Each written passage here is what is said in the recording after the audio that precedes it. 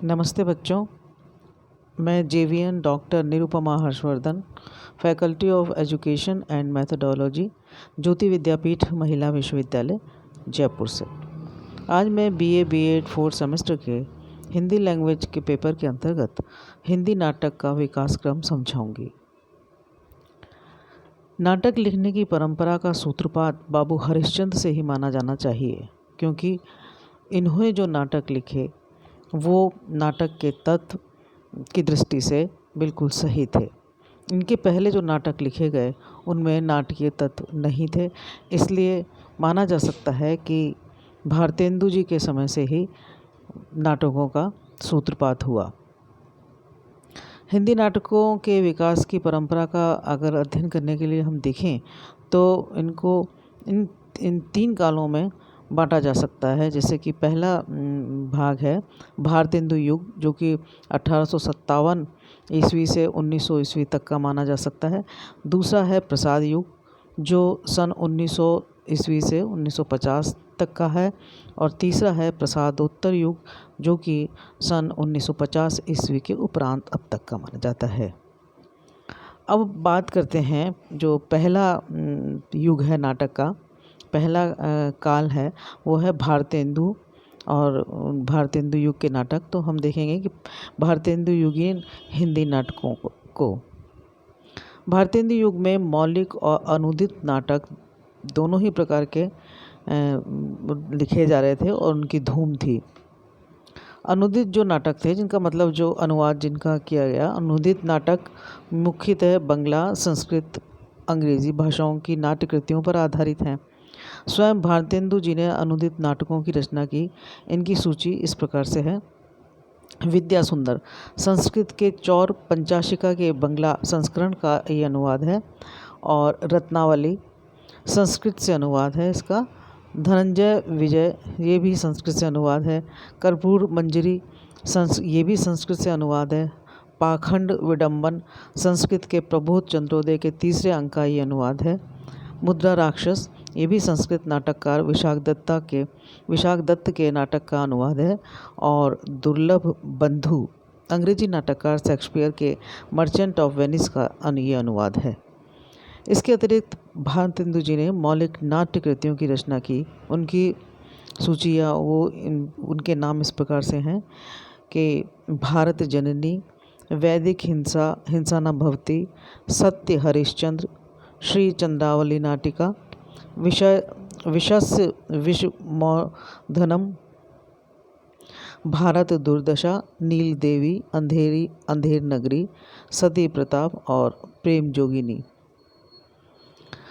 भारतेंदु जी ने नाटकों में सुधारवादी दृष्टिकोण को ही अपनाया और साथ में उनके नाटकों में राष्ट्रीय चेतना की भी अभिव्यक्ति हुई है। इन्होंने युगीन समस्याओं को जनता तक पहुंचाने की चेष्टा भी की और उनके नाटक जन कल्याण की भावना से ओतप्रोत हैं। उनका प्रधान स्वर जो है वो उपदेशात्मक है। जो नाटक इस समय के लिखे गए वो ज़्यादातर देश प्रेम की उसमें भावना भी थी और सामाजिक समस्याओं का भी उसमें अभिव्यक्ति थी, परंतु वो नाटक थे, उनके नाटक में स्वर जो उपदेशात्मक था वो अधिक था।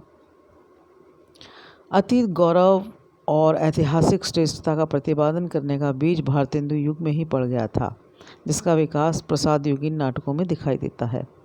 भारतेंदु काल के अन्य नाटककारों में जो प्रमुख हैं वो हैं लाला श्रीनिवास दास, राधा कृष्ण दास, बालकृष्ण भट्ट, राधाचरण गोस्वामी, गोपाल राम गहमरी, किशोरी लाल गोस्वामी, प्रताप नारायण मिश्र और P.G. श्रीवास्तव। लाला श्रीनिवास दास ने 4 नाटकों की रचना की: श्री प्रहलाद चरित्र, तप्ता संवरण, रणधीर प्रेम मोहिनी और संयोगिता स्वयंवर। इनमें से रणधीर प्रेम मोहिनी उत्कृष्ट कोटि की रचना मानी जाती है, जिसका कि नायक अपने शौर्य के बल पर अपनी प्रेमिकाओं को प्राप्त करता है। संयोगिता स्वयंवर उनका ऐतिहासिक नाटक है। राधा कृष्ण दास भारतेंदु युग के एक अन्य लोकप्रिय नाटककार माने जाते हैं। उनके कुछ प्रसिद्ध नाटकों के नाम हैं महारानी पद्मावती, धर्मालाप, महाराणा प्रताप और दुखिनी बाला। बालकृष्ण भट्ट द्वारा रचित नाटकों में दमयंती स्वयंवर, वेणी संहार, कलिराज की सभा, शिक्षादान, रेल का टिकट, खेल, बाल विवाह आदि विशेष प्रसिद्ध हुए। इन नाटकों में सामाजिक कुरीतियों पर व्यंग करने के साथ साथ अतीत गौरव को भी अभिव्यक्त किया गया है। राधाचरण गोस्वामी ने प्रहसनों की रचना में नाम कमाया। उनके लिखे प्रहसनों में से कुछ एक के नाम हैं तन मन धन, गोसाई जी के अर्पण, तन मन धन गोसाई जी के अर्पण, बूढ़े मुँह मुहासे, लोग देखें तमाशे।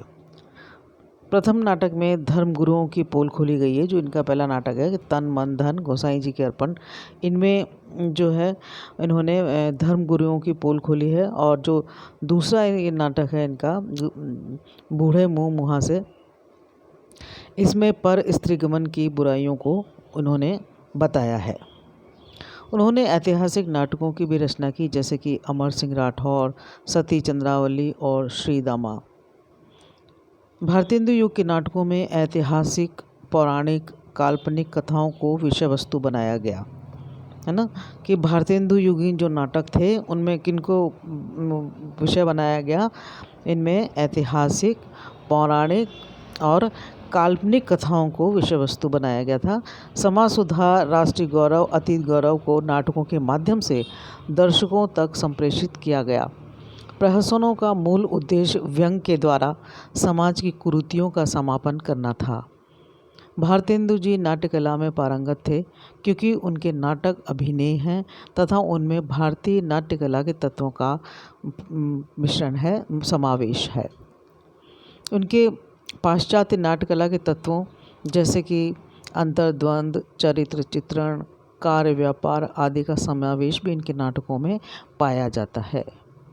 कुल मिलाकर भारतेंदु जी के नाटक विकास की दृष्टि से देखा जाए तो यहाँ से शुरुआत होती है कि भारतेंदु युगीन जो हिंदी नाटक हैं उनको ही विकास का प्रथम अपन पड़ाव मान सकते हैं, कि भारतेंदु जी ने इस युग में बहुत ही अच्छे नाटक लिखे और भारतेंदु जी ही इस युग के सर्वश्रेष्ठ नाटककार माने जाते हैं।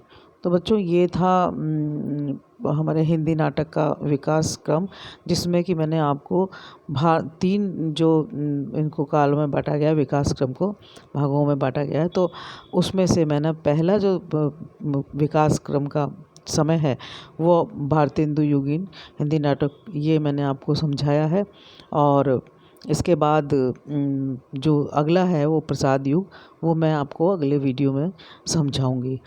तो इसको मुझे विश्वास है कि आपको ये समझ में आया होगा। लेकिन अगर यदि आपकी कोई जिज्ञासा है, कोई प्रश्न, तो आप मुझे कमेंट बॉक्स में कमेंट कर सकती हैं।